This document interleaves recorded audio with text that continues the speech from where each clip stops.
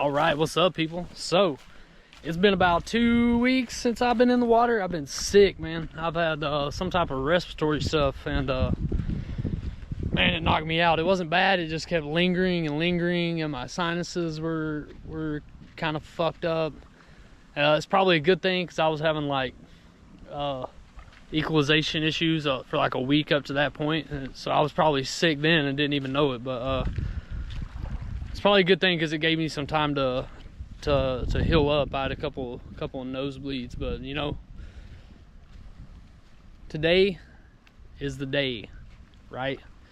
And we are back here at Pneumatic Bay Cemetery side, and man, it looks nice. Hopefully the fish are moving today. We're gonna find out. It's noon, so it's kind of later in the day, not really a good fishing time, and it's also low tide, so we didn't pick the best time to come, but you know, you go when you can go, right? So I'm gonna suit up and we're gonna do this. All right, let's go. Finally back in the water, right? And this is my first drop of the day, warm-up drop right out in the middle of Pneumatic Bay. And wait till I hit the bottom here and you just see this sand rolling forever. And just look how crystal clear it is, man. And you can see the ripple from the water above, and man, that's beautiful, right? One of the most gorgeous sights you'll ever see, which is why I probably one of the reasons I stick at this, man. I love looking up and seeing stuff like this, just a sandy bottom, water and sunlight. It's beautiful.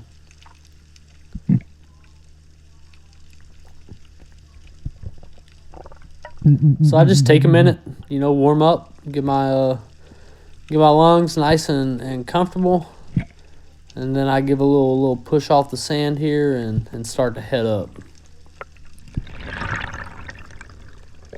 You can see Jinx off in the distance there, not too far away, and there's the edge of the reef going up into the bay. This is probably 30 feet. I think the middle of the bay is like 30 feet deep from the cemetery all the way across to the pneumatic sign. So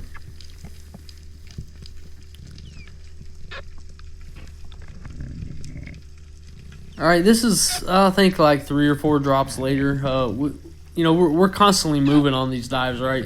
We don't have a boat, so we'll hit a point, and then we'll swim to another point and then swim back. So we're constantly moving, and I'll do drops in areas where I know there's fish at and where I know I'm going to see stuff. And this is one of those areas. This is think about 70 foot range. I think it's more like 90 down to the sand right there. And there's some good fish out here. There's a couple of big parrotfish and a few other things rolling around. I think there's a tangeeson out there also, and you see those lily looks or emperor fish just swimming along to the left there. But this grouper or saddleback grouper just rolls right up to me, and these are the easiest fish in the world to shoot. They're kind of like coral trout. They just like turn and look at you, and they're just waiting on you to shoot them. So that's good though, because they're also one of the tastiest fish to eat. So I will gladly do that guy the favor of taking him off the reef, and he's going to go home and probably get filleted up, breaded, and fried, because they are super tasty that way, right? And if you notice, I've got some gun issues here. My rubbers are floating around, so I don't have them tensioned enough to to keep the gun from jumping the rail, so I'll have to tension those back up, which is it's good that it happened here, and I'm actually seeing it. That's what this dive is for.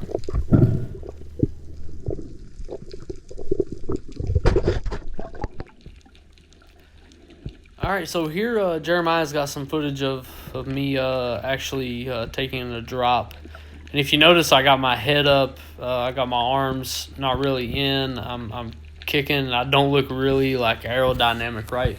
which is the complete opposite of what you're supposed to do when you're diving.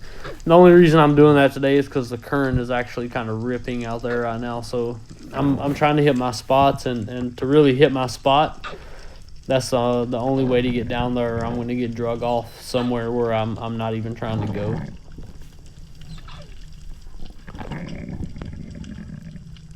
But this drop is around, I think, 70 feet, and you probably noticed this from some other videos. This is a really fishy spot, and it's one of my favorite spots to hit. There's always something out here. I mean, I can't think of a species of fish that I haven't shot out here. Everything from uku to your smaller reef fish. There's just tons of stuff moving around out here. And I think this is maybe my longest drop of the day. I think I was down here for about 220. A pretty long time, right? And when I hit the bottom, I see all these snappers like moving around. If you look off to the right, there's some moo down in the sand. But the moo out here are extremely hard to hunt unless you're fishing in the 90, 100 foot range. They're pretty aware of what's going on. But these guys right here, these tataga that are moving around, that is the prize fish here on Guam. People love tataga, and I love tataga too. They're extremely tasty. And getting them out here with little cover is usually pretty hard. They're pretty smart. But that guy just gets a little too close and gets one put in. I'm actually pretty happy with this gun at this point. That was a double wrap shot, so that shot was probably 15 greater feet. So that was a pretty good shot on a smaller fish like that from this distance, and I am really happy with that. And check out that mess, man. I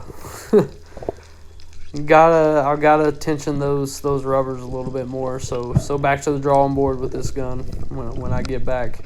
It shoots great. Once I tension those rubbers, I may get 17, 18 feet out of it accurate. So we'll see, but it's doing fine right now. Putting the rubbers back on really isn't a big issue. I just drag them back down and put them around the anchor.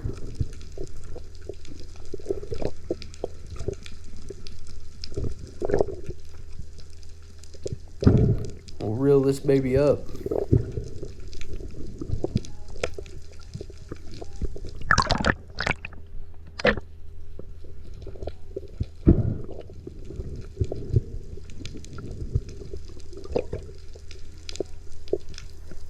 Another issue I've noticed with the gun is, see how that gun is sinking? That is not supposed to happen. I had anchor holes drilled in it from my my Rob Allen roller setup, and there's water getting into a certain part of the barrel. That won't happen once I get the barrel plugged up to where it's supposed to be, but it's kind of an issue for now. But you just got to keep a hold of your gun. It's not hard to move in the water, so it's not really affecting me right now.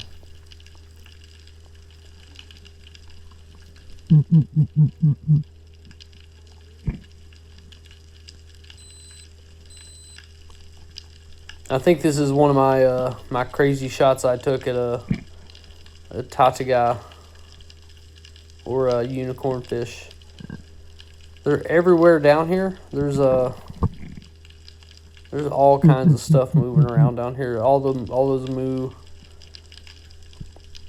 Oh yeah, this is it. Right in there, he moves in, and I take a really long shot. That's probably 20 feet, and whiffed on that one, so.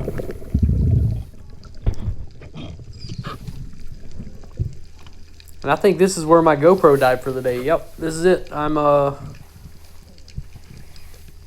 I'm taking a really deep drop right here. This is 91 feet when I touch the bottom. And my GoPro cuts out here in just a sec. I remember hearing it beep, beep, beep. And then once I hear those beeps, it's gone. But luckily, Jeremiah picked it up from there. he had his GoPro on. So this is kind of just him sitting above and looking down. Now I know you can't see much from this video. You can kind of see my fins down there, but he has a pretty good bead on me and where I'm at, and he knows exactly what's going on.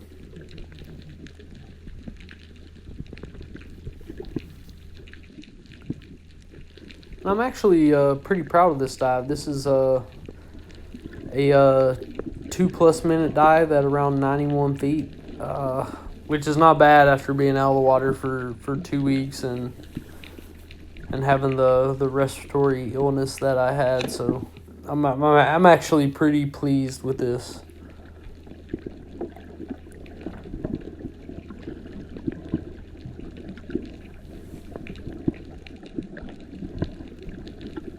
And there I am, rising from the depths with a spear gun with a fish on the end of it. Just kicking away, man. And I'm actually glad that I got this video footage and I get to see this, because that is piss poor form. I should really be ashamed of myself. When you kick up from the depths like this, you're supposed to, kick with your hips, kind of move your hips back and forth, and not really, go for a whole lot of knee action. That can really waste a lot of oxygen that way. So, but thankful for Jinx with the GoPro. There's me with my little Gwilly. All right, we're out. It's a pretty successful first dive after a couple weeks. I know my new gun setup works. I ordered this new Mako Avatar handle and reel from Mako, made by Hermes, and switched it out and cut this gun down to a 110, and re-rigged all the stuff. I did all the splicing for the Dyneema, all that stuff, and it works. Probably a few tweaks I'm going to make to it, but other than that, I actually like it. So next is the Rife. I'm going to take the Rife out and give it a shot, see what's up with it. But all right, cool. I'm out. All right, what's up, dudes? So day 2, and I'm getting ready to take this Rife out and give it a test, see how it rolls around, and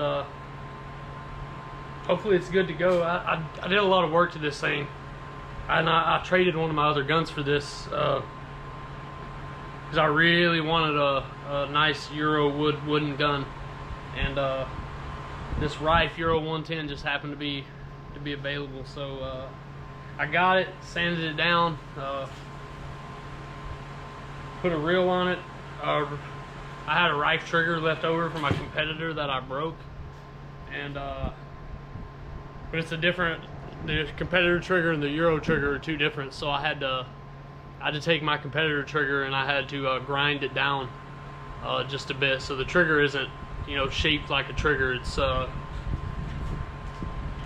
shaped kind of weird, right? See that?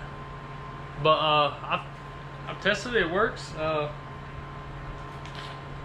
This will do now until I feel like buying a new trigger system, you know what I mean? So I'm happy with it. Hopefully the gun works properly today, but I'm just stringing this thing up, and I'm gonna get dressed and hit the water. All right, and back at you with the warm-up dive, and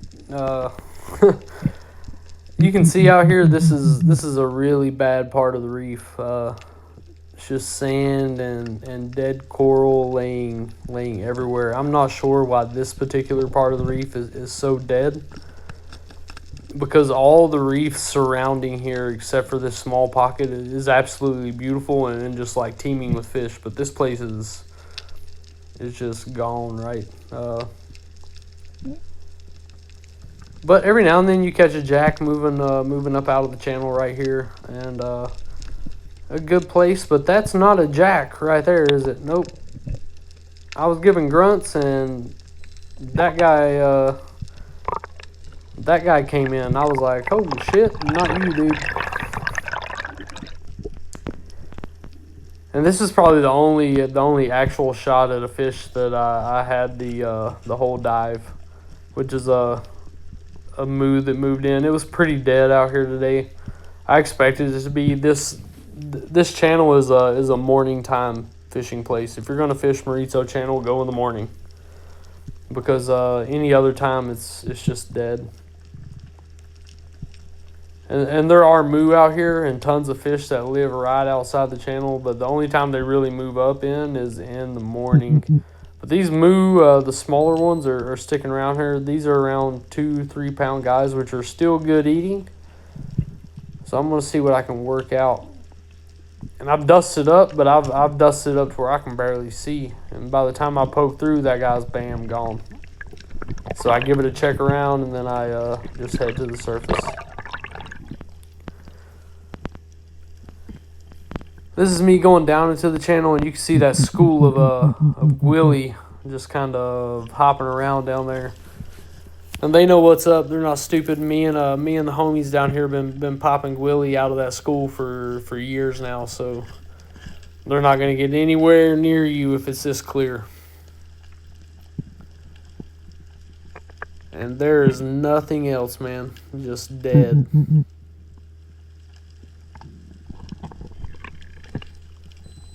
I try to hang out down here and just keep myself occupied. Just grunt, scratch, try to figure out something to bring in some fish. But there are no fish to be brought in, it seems. So I kick it off and head back to the surface.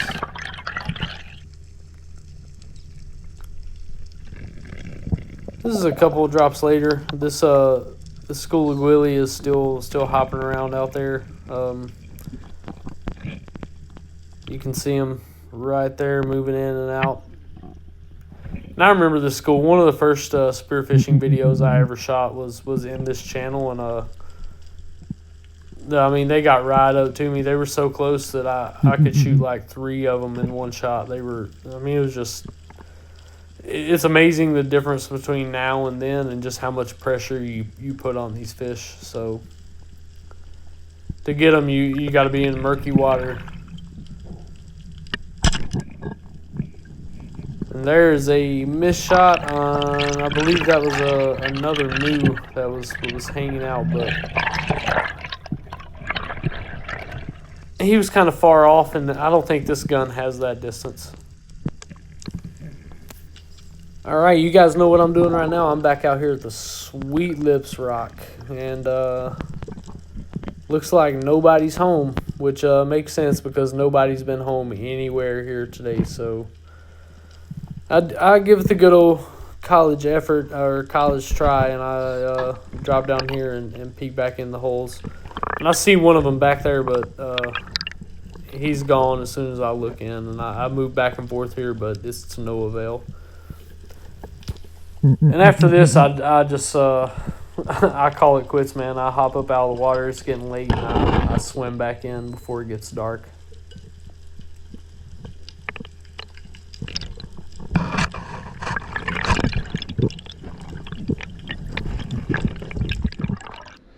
Skunked. That's what happened. I got skunked. Nothing, not a thing out there today. I figured that it being in the evening, there would at least be some snappers in some mangroves out in the channel. There weren't. There really wasn't much of anything, so I guess back to the old drawing board, I guess. So, but hey, that's the name of the game, right? You win some, you lose some. Live to fish another day. Well, I'm gonna go home and drown my sorrows. Where's the light? Where's the light? I'm gonna go home and drown my sorrows with some tasty beverage, alcoholic beverage. So that's how my night's gonna go.